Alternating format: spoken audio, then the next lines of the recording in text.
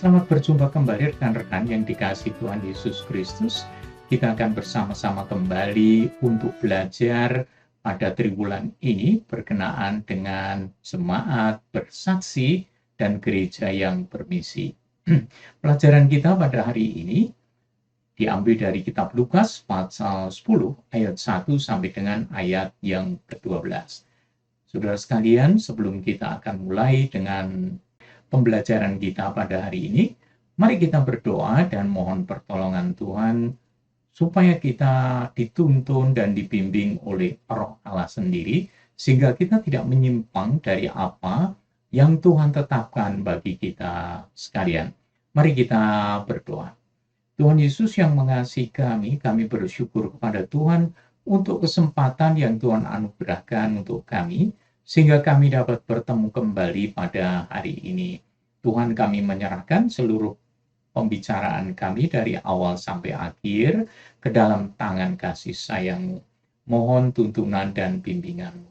Bapa yang Maha Agung, kami juga mengakui di hadapan hadirat Tuhan akan segala keterbatasan kami, segala kekurangan kami, dan juga segala kelemahan dan dosa-dosa kami. Tuhan, ampunilah kami akan kesalahan-kesalahan kami, dan bimbinglah kami kepada kehidupan yang seturut dengan kehendak Tuhan. Sekali lagi Bapa, kami menyerahkan diri kami sepenuhnya ke dalam tangan kasih sayang-Mu. Kiranya melalui pelajaran kami pada hari ini, nama Tuhan ditinggikan di tengah-tengah kami. Di dalam nama Tuhan Yesus Kristus, kami berdoa dan kami bersyukur. Amin. Saudara sekalian yang dikasihi Tuhan Yesus Kristus, sekali lagi pelajaran kita akan diambil dari Lukas pasal yang ke-10, ayat yang pertama sampai dengan ayat yang ke-12. Ayat hafalan yang kita pakai pada hari ini diambil dari Kisah Para Rasul pasal yang ke-13, ayat yang ke-47b, yang berbunyi demikian. Aku telah menentukan engkau menjadi terang bagi bangsa-bangsa yang tidak mengenal Allah, supaya engkau membawa keselamatan sampai ke ujung bumi. Saudara sekalian yang dikasihi Tuhan Yesus Kristus, seorang utusan Injil pada masa yang lalu, itu adalah Hudson Taylor. Dia adalah seorang utusan Injil berasal dari Inggris, dan kemudian beliau memiliki kerinduan untuk melayani di daratan Tiongkok. Pada waktu itu, pernah dia memberitakan kepada seorang pemuda bernama Peter. Memang tidak ada tanda jelas bahwa Peter akhirnya percaya kepada Tuhan Yesus atau tidak. Namun, ia ingin ikut di dalam perjalanan misi tersebut, yaitu perjalanan misi Hudson, agar ia bisa mendengar pengajaran-pengajarannya lebih jauh. Keesokan harinya, mereka naik perahu dari Shanghai menuju ke Ningpo. Saudara sekalian, dalam perjalanan itu, Peter jatuh dari perahunya dan terjun ke air. Hudson terjun ke air untuk menyelamatkan Peter, tetapi ia tidak bisa. Kemudian Hudson berseru kepada para nelayan yang ada di sekitar sana. Ia minta mereka menyelamatkan Peter dengan jala mereka.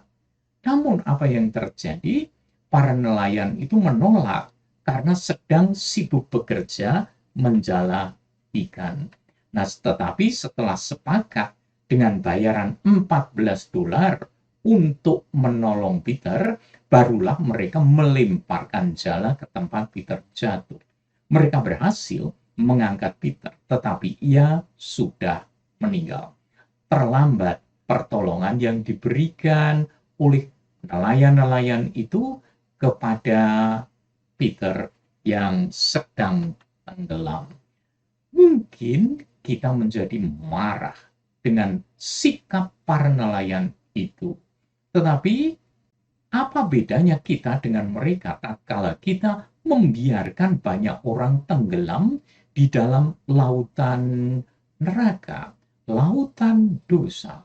Padahal kita mempunyai jala untuk menolong mereka, untuk menyelamatkan mereka. Ingat saudara sekalian yang dikasihi Tuhan Yesus Kristus, bahwa Tuhan Yesus itu berkehendak semua muridnya menjadi saksi-saksinya agar orang lain mendapatkan keselamatan. Karena Tuhan Yesus datang bukan hanya untuk satu atau dua orang, atau sekelompok orang, atau satu bangsa, tapi untuk semua orang yang sedang tenggelam di dalam dosa-dosa mereka, supaya mereka diangkat dari lumpur dosa, dan kemudian mereka semuanya menerima keselamatan yang sejati, keselamatan yang abadi, yang Tuhan Yesus sediakan bagi semua umat manusia. Lukas pasal 10 ayat 1 sampai dengan ayat yang ke-12. Kemudian daripada itu, Tuhan menunjuk 70 murid yang lain. Lalu mengutus mereka berdua-dua mendahuluinya ke setiap kota dan tempat yang hendak dikunjunginya. Katanya kepada mereka, tuaian memang banyak, tetapi pekerja sedikit. Karena itu mintalah kepada Tuhan yang mempunyai tuaian, supaya ia mengirimkan pekerja-pekerja untuk tuaian itu. Pergilah, sesungguhnya aku mengutus kamu seperti anak domba ke tengah-tengah serigala. Janganlah membawa pundi-pundi atau bekal atau kasut, dan janganlah memberi salam kepada siapapun selama dalam perjalanan. Kalau kamu memasuki suatu rumah, katakanlah lebih dahulu, damai sejahtera bagi rumah ini. Dan jikalau di situ ada orang yang layak menerima damai sejahtera, maka salammu itu akan tinggal atasnya. Tetapi jika tidak, salammu itu kembali kepadamu. Tinggallah dalam rumah itu, makan dan minumlah apa yang diberikan orang kepadamu, sebab seorang pekerja patut mendapat upahnya. Janganlah berpindah-pindah rumah. Dan jikalau kamu masuk ke dalam sebuah kota dan kamu diterima di situ, makanlah apa yang dihidangkan kepadamu. Dan sembuhkanlah orang-orang sakit yang ada di situ, dan katakanlah kepada mereka, kerajaan Allah sudah dekat padamu. Ayat yang ke-10, tetapi jikalau kamu masuk ke dalam sebuah kota, dan kamu tidak diterima di situ, pergilah ke jalan-jalan raya kota itu dan serukanlah, juga debu kotamu yang melekat pada kaki kami kebaskan di depanmu, tetapi ketahuilah ini, kerajaan Allah sudah dekat. Aku berkata kepadamu, pada hari itu, Sodom akan lebih ringan tanggungannya daripada kota itu. Saudara sekalian yang dikasihi Tuhan Yesus Kristus, ada beberapa pelajaran yang bisa kita petik dari kitab Lukas pasal 10 ini, berkenaan dengan bersaksi dan menyampaikan warta baik bagi saudara-saudara yang memerlukan pertolongan kita. Yang pertama, pemberitaan itu memang diperintahkan oleh Tuhan Yesus Kristus. Tuhan Yesus tahu bahwa waktunya di bumi akan segera berakhir karena ia akan naik ke kayu salib, kemudian dibangkitkan, lalu dia akan naik ke surga. Oleh karena waktu yang singkat itu, Tuhan Yesus menganggap penting untuk menunjuk dan mengutus 70 murid pergi ke kota-kota yang akan dilaluinya dalam perjalanan menuju ke Yerusalem. dan tentunya menyiapkan tempat singgah baginya di tiap-tiap kota yang akan dilaluinya. 70 murid ini disuruh pergi berdua-dua untuk saling menguatkan. Saudara sekalian, perhatikan, jika satu tim pergi ke satu kota, maka setidaknya ada 35 kota yang akan mendengar berita kerajaan Allah. Ingat, mereka 70. Satu tim 2 orang. Dan kalau setiap tim itu pergi ke satu kota, maka kita melihat setidaknya ada 35 kota yang akan mendengar berita tentang kerajaan Allah. Karena tim-tim ini bukan hanya sekedar berjalan dan mempersiapkan tempat singgah, tapi mereka memberitakan, mereka mewartakan bahwa kerajaan Allah sudah datang.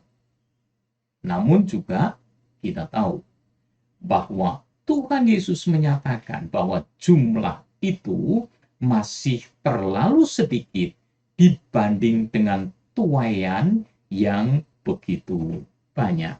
Saudara sekalian, Tuhan Yesus menyuruh mereka berdoa agar Allah yang memiliki tuaian tersebut mengirimkan tambahan pekerja untuk tuaian itu.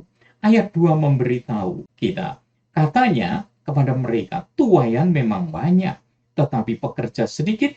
Karena itu mintalah kepada Tuhan yang punya tuaian, supaya ia mengirimkan pekerja-pekerja untuk tuaian itu. Saudara sekalian, karena begitu banyak kota yang perlu dijangkau, maka semua murid Tuhan Yesus Kristus semuanya harus ikut terlibat untuk bersaksi tentang keselamatan yang Tuhan sediakan bagi orang-orang tersebut. Tuhan Yesus mengutus mereka sambil memberitahu faktanya bahwa ada bahaya di dalam menyampaikan berita tersebut. Ada tantangan dalam memberitakan tentang kedatangan kerajaan Allah. Saudara sekalian yang dikasihi Tuhan Yesus Kristus, mereka itu diumpamakan seperti anak domba yang pergi ke tengah-tengah serigala. Nah, kita tahu bahwa anak domba itu adalah makanan serigala. Namun, tugas bersaksi begitu penting sehingga bahaya tidak boleh menghalangi muridnya untuk menyampaikan kesaksian tentang kehadiran kerajaan Allah yang pada waktu itu sang raja kerajaan Allah ada di tengah-tengah mereka.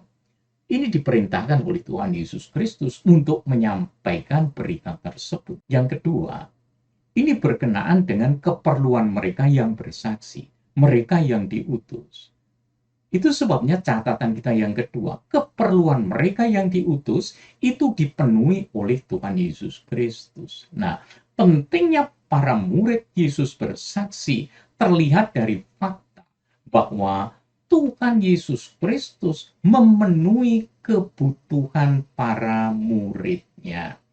Dalam hal ini, Tuhan tidak membiarkan mereka kelaparan atau kekurangan pada waktu mereka menyampaikan pewartaan kerajaan Allah.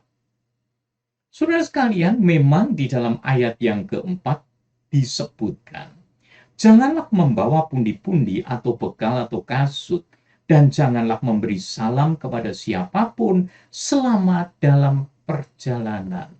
Tuhan Yesus melarang mereka membawa bekal. Tetapi di dalam ayat yang ke-7 sampai dengan ayat yang ke-8, kebutuhan itu dipenuhi dari orang-orang yang menyambut berita tentang kerajaan Allah. Sabdanya, tinggallah dalam rumah itu, makan dan minumlah, apa yang diberikan orang kepadamu. Sebab seorang pekerja patut mendapat upahnya. Janganlah berpindah-pindah rumah.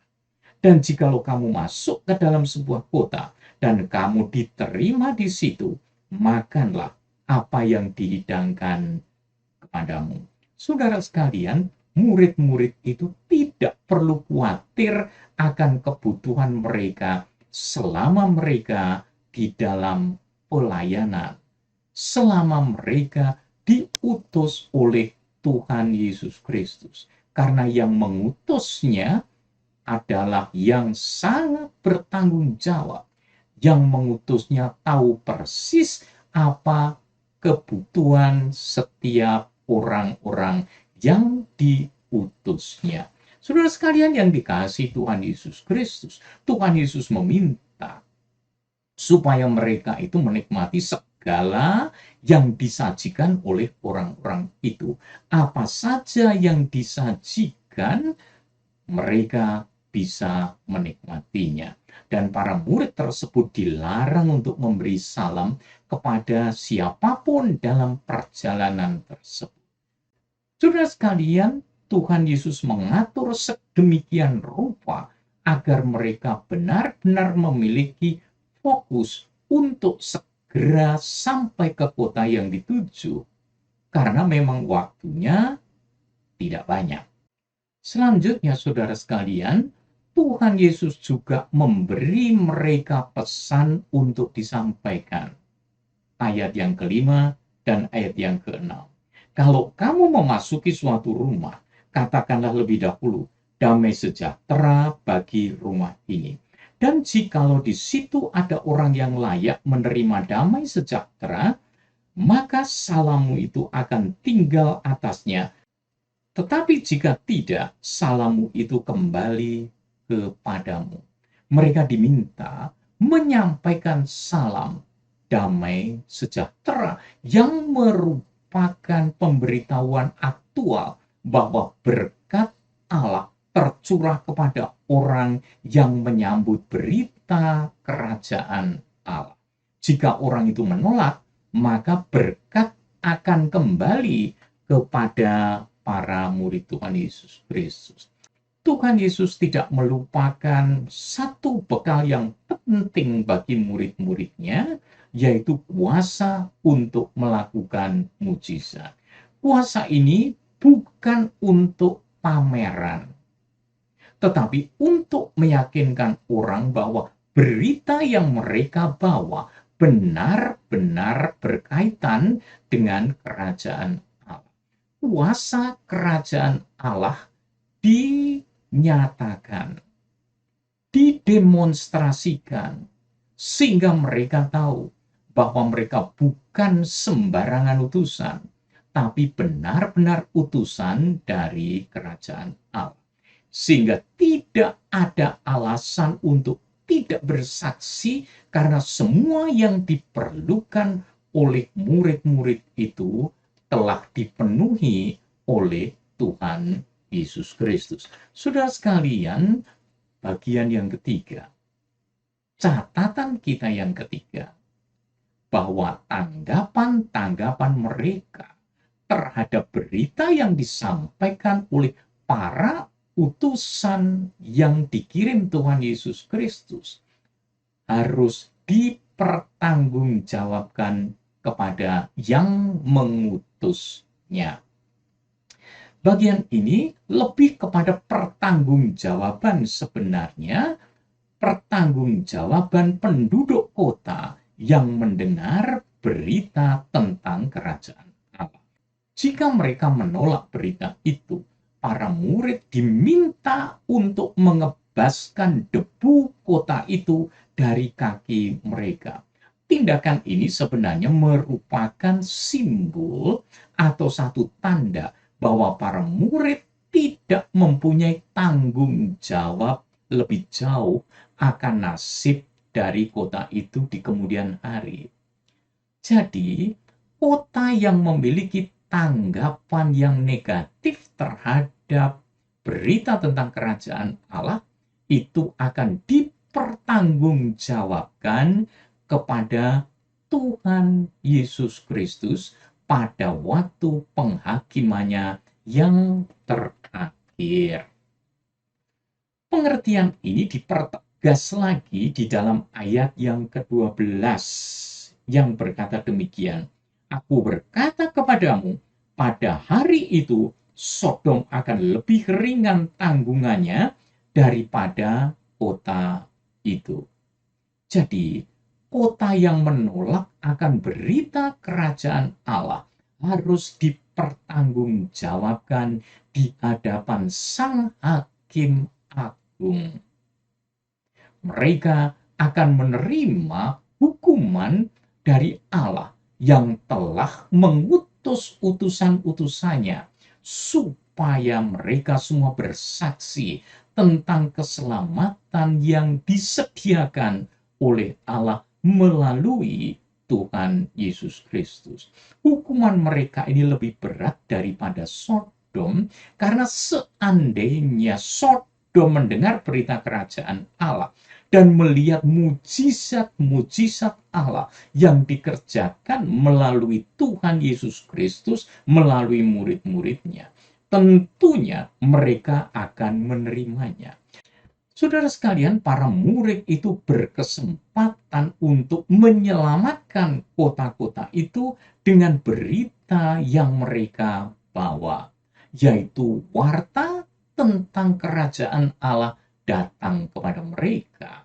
Dan berita itu adalah berita keselamatan. Dan siapa saja yang percaya kepadanya dibebaskan dari hukuman Allah. Para murid harus bersaksi, karena jika tidak, orang-orang yang belum percaya atau tidak mau percaya atau yang tidak peduli akan dihukum oleh Allah. Saudara sekalian, kesimpulannya, kita bisa bersikap tidak peduli seperti para nelayan terhadap permohonan Hudson Taylor. Namun, apakah murid Yesus tidak peduli kepada Yesus yang telah berkorban bagi keselamatannya? Tentunya tidak. Jadi saudara sekalian, murid Yesus yang baik, murid Tuhan Yesus yang bertanggung jawab akan mengikuti perintah Tuhan Yesus Kristus, meyakini bahwa jika ia menjalankan perintah tersebut, segala keperluannya untuk melaksanakan perintah itu akan dipenuhi oleh Tuhan Yesus. Dan pada saat yang sama, ia menunjukkan belas kasihan kepada orang-orang yang belum percaya, sebagaimana Tuhan Yesus telah berbelas kasih kepadanya. Saudara sekalian yang dikasihi Tuhan Yesus Kristus, jika setiap murid Yesus yang menjadi anggota sebuah gereja menjalankan tanggung jawabnya untuk bersaksi, untuk menyampaikan warta kerajaan Allah, menyampaikan warta keselamatan oleh karena anugerah yang diberikan oleh Allah kepada setiap orang, maka gereja sedang menjalankan misi dari Tuhan Yesus Kristus, Sang Kepala Gereja. Tujuannya adalah untuk menjangkau daerahnya, untuk menjangkau kota-kota di sekelilingnya, menjangkau orang-orang di sekitarnya. Tujuannya hanya satu, yaitu supaya mereka semua diselamatkan, menerima kasih karunia, sehingga mereka memiliki tempat di surga. Dan jaminan itu adalah pasti, karena yang menjamin adalah Dia yang Maha Kuasa.